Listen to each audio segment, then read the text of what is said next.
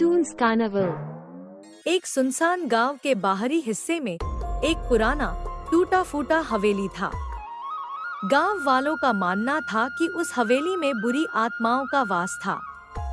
रात के समय कोई भी उस हवेली के पास जाने की हिम्मत नहीं करता था।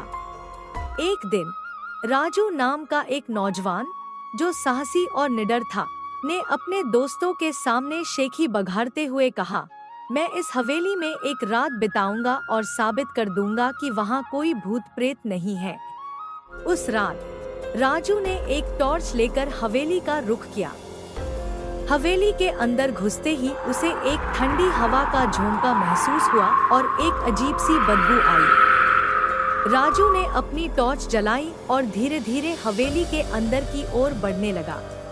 पहले तो सब कुछ सामान्य लगा, लेकिन जैसे जैसे रात गहराती गई, हवेली के अंदर अजीब-अजीब आवाजें आने लगी।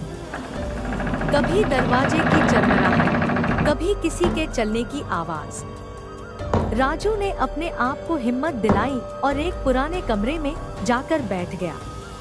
रात के आधे हिस्से में अचानक राजू ने महसूस किया कि कोई उसके पास खड़ा है।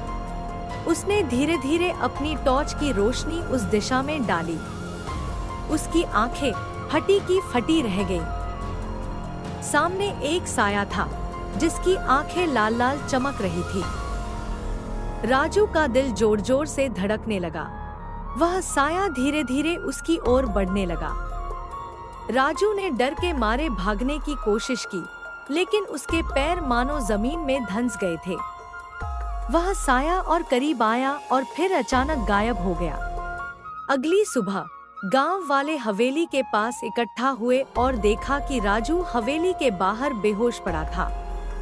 जब वह होश में आया तो उसने बताया कि उसने सच में भूत देखा था। उसके बाद राजू ने कभी भी उस हवेली का नाम नहीं लिया और गांव वालों ने फिर कभी उसे हवेली के पास जाने नहीं दिया।